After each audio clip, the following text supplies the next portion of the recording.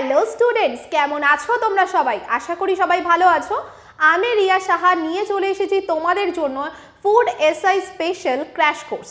তো তোমাদের যাদের ফুড এসআই এক্সাম রয়েছে মার্চ মাসে, এখন একটাই ভাবনা যে এত কম সময়ের মধ্যে আমরা প্রিপারেশন কি করে করব। তো তোমাদের কথা মাথায় রেখেই আমরা নিয়ে চলে আসলাম এই ক্র্যাশ কোর্সটা, এবং এই ক্র্যাশ কোর্সটা তোমরা ইউটিউবে সম্পূর্ণ ফ্রিতে পাচ্ছ। এখানে আমরা তোমাদের জিকে এবং ম্যাথের পুরো সিলেবাস কভার করে দেব। আমি তোমাদের ম্যাথ ক্লাস নেব এবং ম্যাথসের যা যা চ্যাপ্টার্স আছে প্রত্যেকটা তোমরা প্লেলিস্টে পরপর পেয়ে যাবে, এবং ক্লাস আজকে স্টার্টও হয়ে যাচ্ছে।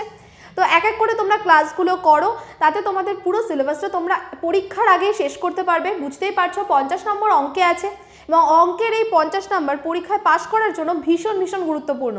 এবং তোমরা যদি আমার সাথে এই চ্যাপ্টারগুলো পরপর কমপ্লিট করো, আমি এইটুকু বলতে পারি এর বাইরে, এই টাইপের বাইরে তোমরা কোনো প্রশ্ন পাবে না। তো তার জন্য কি করতে হবে, প্রত্যেকটা চ্যাপ্টার আমার সাথে কমপ্লিট করতে হবে। যারা এখনও সিলেবাস জানো না যে অঙ্কে কী কী চ্যাপ্টার আছে, কি কি করতে হবে, অবশ্যই ওপরের আই বাটনে ক্লিক করে সিলেবাসটা দেখে আসো। তার জন্য আমি একটা ইন্ডিভিজুয়াল ভিডিও তোমাদের জন্য দিয়ে রেখেছি। তো আজকে আমি ক্লাস শুরু করব, এবং আজকে আমার ক্লাসের টপিক হলো অনুপাত বা রেশিও। তার আগে তোমাদের বলে রাখি, যারা ভাবছো যে ম্যাম এই ক্লাসগুলো আমরা কোথায় দেখব, তো আমাদের ইউটিউব চ্যানেল রয়েছে প্রতিষ্ঠা এডুকেশন অ্যান্ড ট্রেনিং। এই চ্যানেলে তোমরা ফুড এসআইয়ের প্লেলিস্ট থেকে প্রত্যেকটা ভিডিও পরপর পাবে, সেখান থেকে তোমরা দেখতে পারো। তোমরা যদি ইউটিউব থেকে দেখো অবশ্যই কিন্তু লাইক, শেয়ার অ্যান্ড সাবস্ক্রাইব করে দিও, আর কমেন্টে জানিও তোমাদের ক্লাস কেমন লাগলো আর তোমরা কি কি চাইছো। অ্যান্ড যারা ফেসবুক থেকে দেখছো এই ভিডিওটা, তারাও কিন্তু দেখবে তোমাদের আমরা যে লিঙ্কটা রয়েছে ইউটিউবে সেটা কিন্তু শেয়ার করে দেবো। তো সেখান থেকে তোমরা ইউটিউব চ্যানেলটা সাবস্ক্রাইব করে নিও, এবং ফেসবুকেও আমরা গ্রুপে রেগুলারলি এই যে ক্লাসগুলো সেগুলো দিতে থাকবো। তো চলো দেরি না করে এবার আমরা ক্লাসটা শুরু করি। আজকে আমাদের অনুপাত বা রেশিওর প্রথম ক্লাস, আর প্রথম ক্লাস যখন আজকে আমাদের একটু কনসেপ্ট তো শিখতেই হবে। কনসেপ্টটা আমি বলবো, আর তার সাথে সাথে বেসিক যে কোশ্চেনগুলো হয় অনুপাত থেকে, যেগুলো পরীক্ষায় আসে, সেগুলো নিয়েও আলোচনা করব। তো চলো দেরি না করে আজকের ক্লাসটা এখানেই শুরু করি। তো প্রথমে নিশ্চয়ই তোমাদের মনে প্রশ্ন আসছে যে অনুপাত বিষয়টা কি। তো চলো আগে জেনে নিই অনুপাত কি। যে সংখ্যা দ্বারা একই একক বিশিষ্ট দুটি রাশির মধ্যে একটি অপরটির কত গুণ বা কত অংশ তা প্রকাশ করা হয় তাকে অনুপাত বলে। সহজ ভাষায় বলতে গেলে অনুপাত মানে তুলনা। যখন তুমি দুটো রাশির মধ্যে তুলনা করছো সেটাই হচ্ছে অনুপাত। যেমন ধরো আমি যদি বলি যে আমার কাছে 5টা পেন আছে আর আমার বন্ধুর কাছে 10টা পেন আছে, তো এখানে আমি যদি তুলনা করি সেটা কি করে করব, 5:10 বা আমার এবং আমার বন্ধুর কাছে 1:2 অনুপাতে পেন আছে। তো এই ইসটু সাইনটা হলো আমাদের অনুপাতের চিহ্ন। ঠিক আছে, এই হচ্ছে আমাদের বেসিক কনসেপ্ট। অনুপাত কাকে বলে আমরা কম বেশি সবাই জানি, তবে অনুপাতের দুটো বৈশিষ্ট্যও কিন্তু এর থেকে আমরা জানতে পারলাম। কি বলো তো, এক হলো যে অনুপাত একই রাশির মধ্যে হয়। যেমন ধরো তোমাকে যদি আমি বলি যে তোমার ওজনের সাথে তোমার উচ্চতার অনুপাত করো, সেটা কখনোই সম্ভব না, কারণ দুটো দু রকমের রাশি। তো একই রাশির সাথে একই এবং একক বিশিষ্ট রাশির সাথে মধ্যেই কিন্তু এই যে অনুপাতটা হতে পারে। ধরো একই রাশি হলো, ওজনই হলো 1 কিলোগ্রাম আর 1 গ্রাম, সেখানেও কিন্তু হতে পারবে না যতক্ষণ না পর্যন্ত দুটোই একই এককে কনভার্ট হচ্ছে, মানে হয় দুটোই গ্রাম হবে অথবা হয় দুটোই কিলোগ্রাম হবে, তারপরে আমরা এর অনুপাত করতে পারবো। এই হলো অনুপাতের বেসিক দুটো বৈশিষ্ট্য। এবার আমরা জানবো যে অনুপাত কি কি ধরনের হয়। প্রথমেই দেখতে পাচ্ছ তোমরা লঘু অনুপাত। লঘু অনুপাত কাকে বলে, দেখো অনুপাতের এই যে আমরা দুটো টার্ম দেখলাম, ধরো A:B, এটা একটা অনুপাত। এই A কে বলা হয় পূর্বপদ বা পূর্ব রাশি, এবং B কে বলা হয় উত্তর পদ বা উত্তর রাশি। এবং এই পূর্বপদ উত্তর পদের থেকে যখন ছোট হয় তখন তাকে বলা হয় লঘু অনুপাত। যেমন 7:9, দেখো প্রথম যে পদটা সেটা পরেরটার থেকে ছোট, একে বলা হবে লঘু অনুপাত। উল্টোটা যদি হয়, পূর্বপদ যদি উত্তর পদের থেকে বড় হয় তাহলে তাকে বলা হয় গুরু অনুপাত। যেমন 5:2, একে বলা হবে গুরু অনুপাত। তাহলে লঘু অনুপাত কখন, যখন প্রথম পদটা ছোট পরের পদটা বড়, আর গুরু অনুপাত কখন, যখন প্রথম পদটা বড় আর পরের পদটা ছোট। এবার আসছে একানুপাত। একানুপাত কি, যখন দুটোই সমান হয় তখন বলা হয় একানুপাত। যেমন 5:5। তো এই তিনটে টাইপ তো আমরা জেনে নিলাম, আরও কিছু টাইপ হয় রেশিওর, সেগুলোও চলো একবার দেখে নিই। ব্যস্ত অনুপাত। ব্যস্ত অনুপাত কাকে বলে, সরল অনুপাতের উত্তর রাশিকে পূর্ব রাশি এবং পূর্ব রাশিকে উত্তর রাশি ধরে প্রাপ্ত অনুপাতকে সরল অনুপাতের ব্যস্ত অনুপাত বলে। মানে শুধু উল্টে দাও, যেমন 7:12 ব্যস্ত অনুপাত হচ্ছে 12:7, জাস্ট উল্টে দিলাম। দ্বিগুণানুপাত খুব ইম্পর্টেন্ট। দ্বিগুণানুপাত কাকে বলে? কোনো সরল অনুপাতের উত্তর রাশি এবং পূর্ব রাশিকে বর্গ করলে যে অনুপাত পাওয়া যায় তাকে দ্বিগুণানুপাত বলে। যেমন ধরো আমি বললাম 2:3, এর দ্বিগুণানুপাত কি হবে? 2 এর স্কোয়ার ইজ টু 3 এর স্কোয়ার, বর্গ করে দিচ্ছি। 2 এর স্কোয়ার মানে কত? 2 গুণ 2 4, 3 এর স্কোয়ার মানে 3 × 3 9, তাহলে 4:9 হয়ে গেল এর দ্বিগুণানুপাত। আর আমরা যদি বলি দ্বিবিভাজিত অনুপাত কি হবে? উল্টোটা হবে। বর্গের উল্টো কি? বর্গমূল, মানে স্কোয়ারের উল্টো স্কোয়ার রুট। তার মানে আমি যদি বলি 4:9, এর দ্বিবিভাজিত অনুপাত কি হবে? √4 √9, মানে 2:3। তো আমরা বলতে পারি যে দ্বিগুণানুপাতের উল্টোটা করলে হবে দ্বিভাজিত অনুপাত। চলো এইভাবেই আমরা দেখে নেব যে ত্রিগুণানুপাত তাহলে কি। এবার নিশ্চয়ই বুঝতেই পেরে গেছো, দ্বিগুণানুপাত মানে যদি বর্গ করা হয়, ত্রিগুণানুপাত মানে কি হবে তাহলে? ত্রিগুণানুপাত মানে হবে ঘন করা। যেমন 2:3, এর ত্রিগুণানুপাত তাহলে কি? 2 এর কি করব? কিউব, আর 3 এরও কিউব, তার মানে 2 এর কিউব 8 আর 3 এর কিউব 27, উত্তর হয়ে গেল 8:27। একইভাবে ত্রিবিভাজিত অনুপাত মানে কি হবে? উল্টোটা, তার মানে এখানে হয়ে যাবে কিউব রুট বা ঘনমূল। তাহলে 8:27 এর ত্রিভাজিত অনুপাত কি হয়ে যাবে? Cube root of 8 is two cube root of 27। তো এখান থেকে আসলো 2:3, 2:3 হয়ে যাবে ত্রিবিভাজিত অনুপাত। ওকে, বোঝা গেল টাইপগুলো। আর একটা এখনো আমাদের বাকি রয়ে গেছে, সেটা কি? যৌগিক অনুপাত বা মিশ্র অনুপাত। ভীষণ ভীষণ গুরুত্বপূর্ণ, এর থেকে প্রশ্ন আসতে দেখা যায়। কি বলছে? একাধিক সরল অনুপাতের পূর্ব রাশিগুলিকে গুণফলকে পূর্ব রাশি এবং উত্তর রাশিগুলোর গুণফলকে উত্তর রাশি ধরে প্রাপ্ত অনুপাতকে মিশ্র বা যৌগিক অনুপাত বলে। আমি তোমাদের একটা উদাহরণের সাহায্যে বোঝাই। ধরো বলা আছে 2:3 ও 4:5, এদের যৌগিক রাশি কত? আমাদেরকে কি করতে হবে? পূর্ব পদগুলো বা প্রথম পদগুলো গুণ করতে হবে, মানে 2 গুণ 4 ইজ টু উত্তর পদ বা পরের পদগুলো গুণ করো 3 × 5, তার মানে এদের যৌগিক অনুপাত হয়ে গেল 8:15, মানে প্রথম পদগুলোর গুণফল ইজ টু পরের পদগুলোর গুণফল করলেই তোমরা পেয়ে যাবে যৌগিক অনুপাত। আশা করি এই অবধি অনুপাতের কনসেপ্ট সবার বোঝা গেছে। এবার আমরা চলে যাব যে অনুপাত থেকে কি কি ধরনের প্রশ্ন আসে, এবং এই হচ্ছে আমাদের কোশ্চেন নাম্বার 1। এক এক করে আমরা দেখব যে এর থেকে কি কি প্রশ্ন আসে, আর তোমরাও আমার সাথে সাথে সলভ করার চেষ্টা করবে। প্রথম অঙ্কটা আমি বলে দিচ্ছি, এর পরের অঙ্ক থেকে তোমরা সকলে উত্তর দেবে, ঠিক আছে? চলো।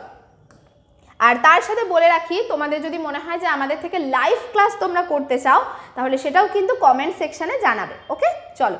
কি আছে? A:B 2:3, B:C বলা আছে 4:5, আর C:D বলা আছে 6:7। তাহলে A:B:C:D কত?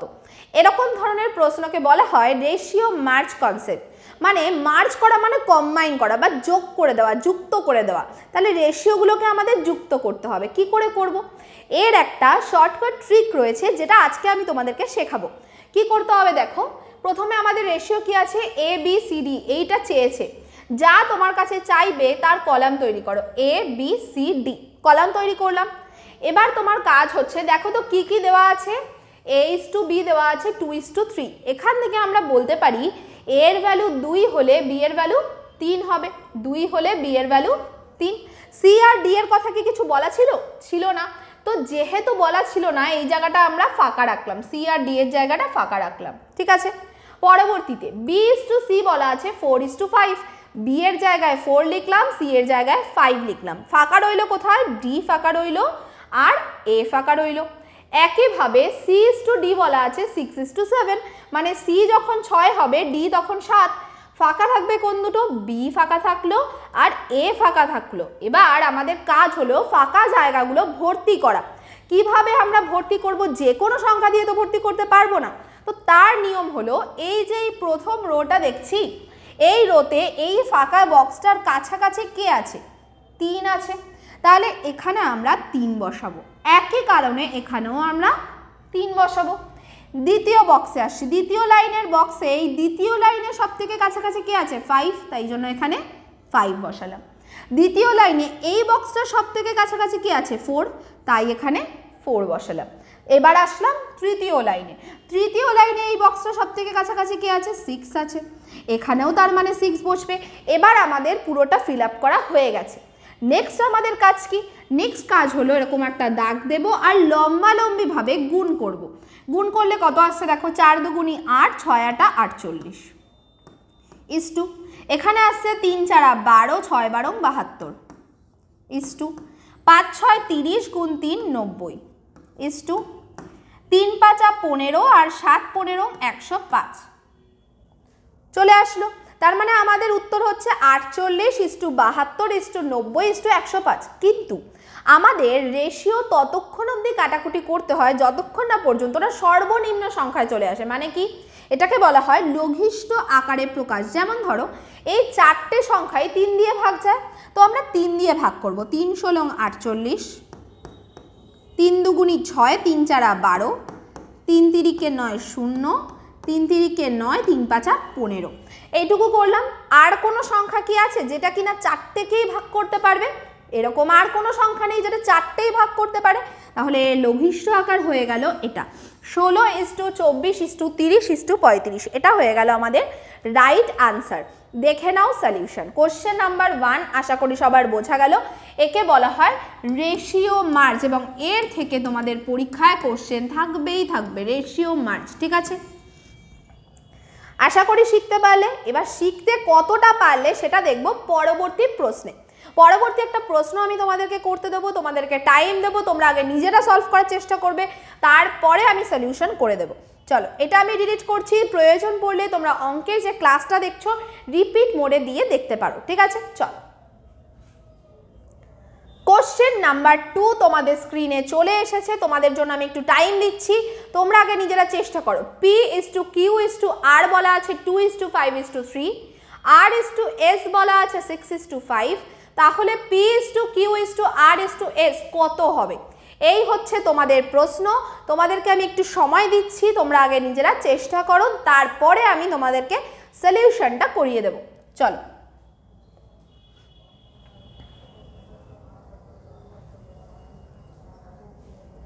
PQR বলা আছে আর RS বলা আছে, PQRS বার করতে হবে। ওকে, তো এই অঙ্কটা তো তোমরা করতে থাকোই। আর তার সাথে একটু বলে রাখি যে এই যে ক্র্যাশ কোর্সটা তোমাদেরকে আমরা ইউটিউবে দিচ্ছি, এখান থেকে কিন্তু তোমরা কমপ্লিট প্রিপারেশন করতে পারছোই। আর তার সাথে কেউ যদি সেলফ স্টাডি করো তাহলেও কিন্তু দেখবে যখন সেলফ স্টাডি করতে যাচ্ছ মনে অনেক প্রশ্ন আসবে যে রেশিও চ্যাপ্টারে কতটুকু পড়বো কতটুকু পড়বো না। তো সেই স্ট্র্যাটেজিটা যে কোনটুকু পরীক্ষায় আসবে আর কোনটুকু দরকার নেই, এক্সট্রা পড়তে হবে না, তো সেটা কিন্তু তোমরা এই ক্লাসগুলো করলেই বুঝতে পারবে। ঠিক আছে, চলো এবার শুরু করি। এর সলিউশনটা কি আছে? PQRS, আমরা এটা আগে স্টার্টিং করব কলাম তৈরি থেকে। PQRS কলাম তৈরি করলাম। এবার দেখো PQR বলা আছে কি? PQR 2 5 আর 3, 2 5 আর 3। এসের জায়গাটা ফাঁকা ছিল, এবার কি আমাদের বক্স করার দরকার আছে? না, ডাইরেক্টলি আমরা লিখবো এর কাছাকাছি কি আছে? 3, তার মানে আমি 3 লিখে দিলাম। R আর S 6 আর 5, আর এর জায়গায় 6 লিখলাম, এস এর জায়গায় 5 লিখলাম। এবার দেখছি এই দুটো জায়গা ফাঁকা রয়ে গেল, কাকে লিখবো? কাছাকাছি 6 আছে, 6কে লিখবো। এবার গুণ করছি, 6 দুগুণী 12, 5 6 30, 3 6 18, 3 5 15, এই দিলাম আমরা ইস-টু সাইন। এবারও দেখো প্রত্যেকটা সংখ্যা 3 দিয়ে ভাগ যাবে, তো 3 দিয়ে ভাগ করে দাও। 3 4 12, 3 10 30, 3 6 18, 3 5 15। আমাদের উত্তর আসলো 4:10:6:5, মানে অপশন নাম্বার বি হয়ে যাচ্ছে আমাদের রাইট আনসার। যারা যারা অপশন নাম্বার বি উত্তর করেছিল একদম ঠিক বলেছো। দরকার হলে তোমরা ভিডিওটা একটু পজ করে নিজের আগে সলিউশন করে নেবে, তারপরে মিলিয়ে নেবে। ঠিক আছে, চলো তার পরবর্তী প্রশ্ন এবার চলে যাই। কোশ্চেন নাম্বার 3 কি বলছে? A/B 3:4, B/C 5:7, C/D 8:9, তাহলে A/D কত হবে? এবার দেখো এতক্ষণ তো আমরা শিখলাম যে A:D এর জায়গায় যদি আমাদের প্রশ্নে থাকতো যে A:B:C:D কত, তাহলে আমরা কিভাবে বার করতাম, এক্ষুনি শিখলাম কনসেপ্টটা, শর্ট ট্রিক শিখলাম। তাহলে এখানে আমাদের শুধু চেয়েছে A:D, আমরা কি আবারও তাই করব? না, একদম না। যারা যারা খাতায় লিখে ফেলেছো ABCDর কলাম একদম কেটে দাও। তার কারণ হচ্ছে যে আমরা এখানে আরও শর্টে করতে পারবো। যদি শুধু প্রথম টার্ম আর লাস্ট টার্মের রেশিও চাই, তার ট্রিকটা কি জানো? দেখো, A:B এই বিষয়টাকে আমরা বলতে পারি তো A/B, B:C একে বলতে পারি তো B/C, আর C:D কে আমরা বলতে পারি C/D। এই তিনটেকে যদি গুণ করা হয়, দেখো B আর B আমাদের কেটে যাবে, C আর C কেটে যাবে, থেকে যায় কে বলো তো A/D, আর A/D মানেই কি H:D। এবার এই জিনিসটা হচ্ছে আমাদের কনসেপ্ট, এটা কিন্তু আমাদের পরীক্ষায় করতে হবে না, এটা শুধুমাত্র তোমাদের বোঝার জন্য যে এই তিনটে ভগ্নাংশকে কাটলেই আমরা কি পেয়ে যাব, A:D এর রেশিও। তাহলে পরীক্ষায় কি করবে, পরীক্ষায় জাস্ট তোমরা ভগ্নাংশগুলো লেখো 3/4 গুণ 5/7 গুণ 8/9, এটা লিখলে এবার তুমি কাটাকুটি করো, 3 তিরিকে 9, 4 দুগুণী 8, 5 দুগুণী 10 বাই 3 সাতা 21, তার মানে উত্তর হয়ে গেল 10:21। অপশন নাম্বার সি হয়ে গেল রাইট আনসার। তোমাদের যদি কখনো পরীক্ষায় ফার্স্ট টার্ম আর লাস্ট টার্মের রেশিও চায়, তাহলে এইভাবে করলে সব থেকে কম সময়ে তোমরা উত্তর করতে পারবে। আমি তোমাদের এখানে যে যে কোশ্চেনগুলো সলভ করাবো সেগুলো বলেই দেবো যে কোন ট্রিকটায় করলে সব থেকে কম সময়ে তোমরা উত্তর করতে পারবে। ঠিক আছে, চলো, আশা করি বোঝা গেল সবার। এবার যাব পরবর্তী প্রশ্নে। ডিলিট করলাম।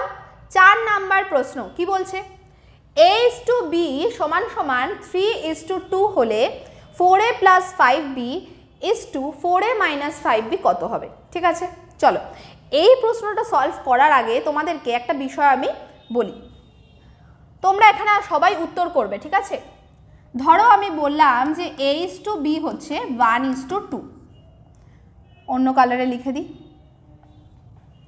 এখানে লিখে দিচ্ছি। ধরো আমি বললাম যে A:B সমান সমান 1:2, তাহলে A²:B² কত হবে বলো তো? সবাই নিশ্চয়ই বলছো যে 1:4 হবে ম্যাম, 1² 1, 2² 4, তাই বলছো তো? একদম ঠিকই বলছো। তাহলে এই একই লজিকে A²:B কত হবে বলো তো? A²:B সবাই বলছো ম্যাম এ তো আরও সোজা, 1² 1 আর B হচ্ছে 2, তাই তো? কিন্তু যারা এটা বলছো তাদের কিন্তু ভুল হয়ে গেল, এটা আমাদের ঠিক ছিল 1:4, কিন্তু A²:B 1:2 হবে না। কেন বলো তো হবে না? তার কারণটা বোঝো, ট্রিকটা যাওয়ার আগে কনসেপ্ট বোঝো। যতক্ষণ না পর্যন্ত কনসেপ্ট বুঝতে পারছো ততক্ষণ শর্ট ট্রিক শিখে কিচ্ছু হবে না। দেখো আমাদের যখন A:B 1:2 দেওয়া থাকে, আমরা এটা ধরে নিই A = x R B = 2x। এবার যখন আমাদের A²:B² করতে বলা হলো, আমরা কি করলাম, x² 2x এর হোল স্কোয়ার মানে 4x², দুদিক থেকে x² কেটে গেল, তাই 1:4 আমাদের উত্তর হলো। এখানে A²:B, A² মানে হচ্ছে x² B মানে 2x, এখানে কি আমি x² আর x কে পুরোপুরি কাটতে পারবো? পারবো না, একটা x থেকে যাবে তো। তো এক্ষেত্রে কিন্তু আমরা তাই জন্য ডাইরেক্টলি মান বসাতে পারছি না। এবার তোমরা কি দেখে বুঝবে যে এই যে আমরা 1-এর মান এর জায়গায় 1 বসাবো আর b এর জায়গায় 2 বসাবো কিনা? কি দেখে বুঝবে? যদি দেখো রেশিওর দুটো টার্মেরই পাওয়ার সেম আছে, দেখো এখানেও 2 এখানেও 2, সেক্ষেত্রে ডাইরেক্টলি বসাতে পারো। কিন্তু যদি এক জায়গায় 2 আছে আর এক জায়গায় কিছু নেই মানে 1 আছে, আলাদা হলে কিন্তু বসাতে পারবে না। আশা করি কনসেপ্টটা সবার বোঝা গেল। একই হলে বসানো যাবে a এর ভ্যালু b এর ভ্যালু, কিন্তু যদি আলাদা হয় তাহলে কিন্তু এটা CND হয়ে যাবে, মানে ক্যান নট বি ডিটারমাইন্ড, এর উত্তর আনা সম্ভব নয়। ঠিক আছে, চলো এবার আমি প্রশ্নে যাচ্ছি। A:B যদি 3:2 হয় তাহলে 4A + 5B = 4A - 5B কি হবে? দেখো সব তো A B এর মধ্যেই আছে, স্কোয়ার নেই, তার মানে একই পাওয়ার আছে, তাহলে এটা আমরা ডাইরেক্টলি বসাতে পারবো। A এর ভ্যালু কি বসাবো 3 আর B এর ভ্যালু বসাবো 2, তো 4A + 5b is to 4a minus 5b। এটা এবার এটা আমরা সলভ করব কি করে? প্রথমত এর জায়গায় আমরা বসাবো 3, এ কত 3, 4 গুণ 3 যোগ 5 গুণ বি এর ভ্যালু কত 2 ইজ টু 4 গুণ 3 বিয়োগ 5 গুণ 2, 3 4 12, 5 দুগুণী 10, 12 যোগ 10, 12 যোগ 10 ইজ টু 12 বিয়োগ 10, 12 যোগ 10 করলে 22 ইজ টু 2, কাটাকুটি করলে 2 দিয়ে ভাগ করো 11 ইজ টু 1, উত্তর হয়ে যাবে অপশন নাম্বার সি 11:1। এবার আমি তোমাদের বোঝানোর জন্য পুরো ডিটেলসে করলাম, তোমরা এই ক্যালকুলেশনগুলো মুখে মুখেই করতে পারবে, যে 3 4 12, 5 দুগুণী 10, 12 আর 10 যোগ করলে 22 হয়, এগুলো মুখে মুখে করতে পারবে। আস্তে আস্তে যত প্র্যাকটিস করবে তত দেখবে এগুলোর স্পিড বাড়তে থাকবে, ঠিক আছে? এই হচ্ছে নেক্সট টাইপ। আমি কিন্তু তোমাদের এখানে প্রত্যেকটা টাইপের অঙ্ক করাচ্ছি, যেমনটা আজকে ক্লাসে বলেছিলাম শুরুতে, যে প্রত্যেকটা টাইপ তোমরা এখান থেকে পাবে, তোমাদের পরীক্ষায় যা যা প্রশ্ন আসবে প্রত্যেকটা টাইপ আমি চ্যাপ্টার ওয়াইজ করিয়ে দেবো। তো এই টাইপগুলো শুধু ফলো করতে থাকো তোমরা, এর মধ্যেই প্রশ্ন পাবে, ঠিক আছে? চলো 11:1 হয়ে গেল রাইট আনসার। পরবর্তী প্রশ্নে আমি যাচ্ছি কোশ্চেন নাম্বার 5। একই ধরনের দেখো 2x + 3y = 2x - 3y যদি 3:2 হয় তাহলে x = y কত? তো বিষয়টা আমরা কিভাবে সলভ করতে পারি জিনিসটা বোঝো। 2x + 3y = 2x - 3y, এই ইস্টুটাকে আমরা একইভাবে বাই দিয়েও লিখতে পারি, বাই 2x - 3y সমান সমান 3/2। এবার আমাদের চেয়েছে x = y কত, উল্টোটা। তাহলে আমরা কি করব, এই দুইটা আমরা ক্রস মাল্টিপ্লাই করে উপরের দিকে গুণ করতে পারি, মানে 2 ভাগ ছিল এদিকে আসলে গুণ হবে। 2 গুণ 2x করলে 4x প্লাস 2 × 3y করলে 6y সমান সমান 3 দিয়ে, তার মানে এই নিচেরটা গুণ হয়ে যাবে, 3 × 2x 6x minus 3 × 3y 9y। এবার আমরা দেখছি যদি এক্সগুলোকে একদিকে নিয়ে যাই, ধরো 4x মাইনাস 6x সমান সমান প্লাস 6y এদিকে গেলে minus 6y minus 9y। 4x minus 6x একটা যোগ আছে একটা বিয়োগ আছে, কি হয় বিয়োগ হয়, 6 থেকে 4 বিয়োগ করলে 2x, বড় সংখ্যার আগে মাইনাস চিহ্ন আছে মানে মাইনাস চিহ্ন বসবে। মাইনাস 6y মাইনাস 9y, দুটো মাইনাস থাকলে যোগ করতে হয়, 9 আর 6 যোগ করলে হয় 15 15y, আর মাইনাস চিহ্নটা যেমন ছিল তেমন থাকবে, দুদিক থেকে মাইনাস কি হবে কেটে যাবে। এবার x/y কে আমি এইদিকে নিচে নামিয়ে নিয়ে আসলাম, আর 2কে আমি উল্টো দিকে নিয়ে যাচ্ছি, মানে 15/2, তাহলে উত্তর হয়ে যাবে x = y, option number C 15:2, option number C হয়ে গেল রাইট আনসার। দেখো নেক্সট টাইপটাও আমরা দেখে নিলাম। আগে দেখছিলাম x = y দেওয়া থাকলে অন্য কিছু চাইলে কি করব, এবার দেখছি xy দিয়ে এক্সপ্রেশনটাই দেওয়া আছে, চেয়েছে x = y, তাহলে কি করব? আশা করি সবার বোঝা গেল, ঠিক আছে? চলো ক্লিয়ার। এবার যাব নেক্সটে যাই।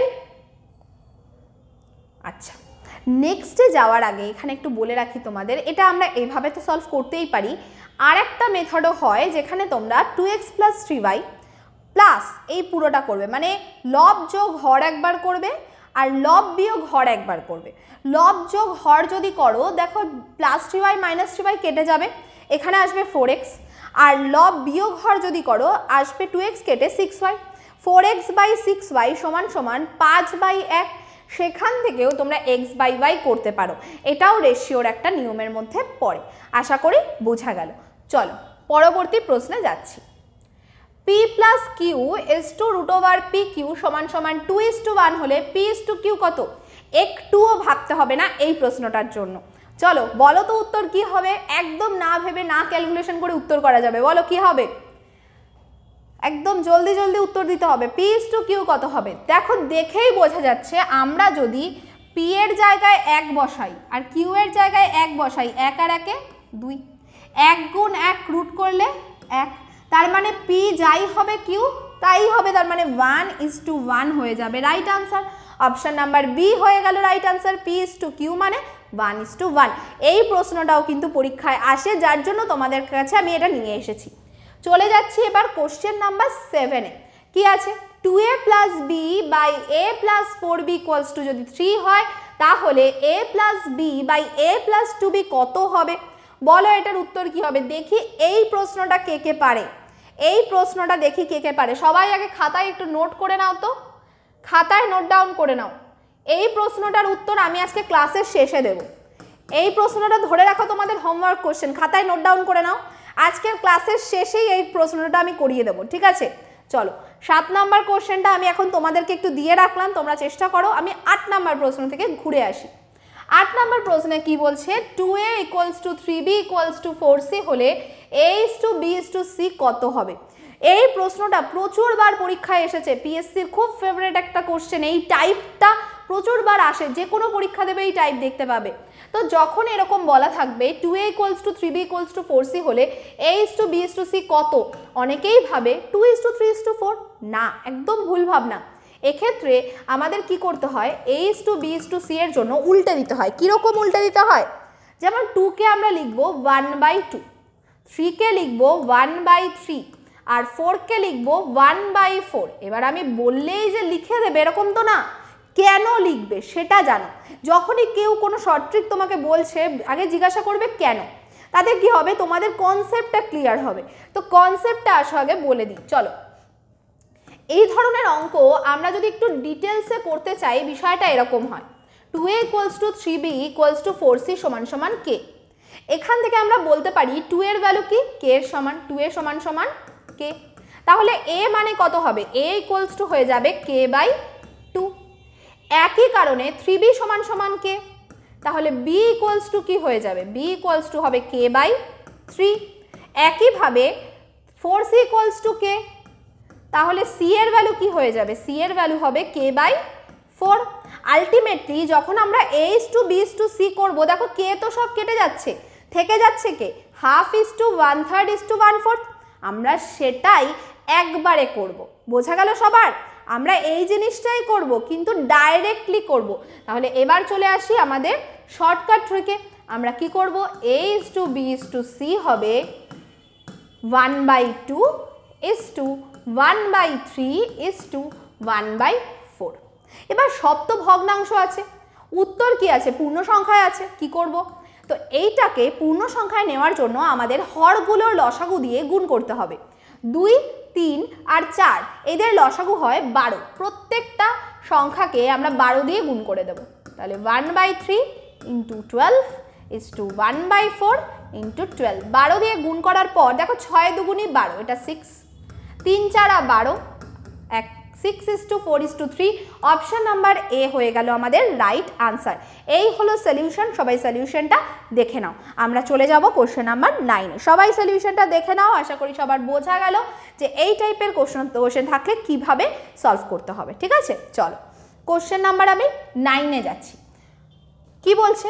বলছে a is to b, c is to d is to f সবই হচ্ছে 1 ইস টু 3 এর সমান।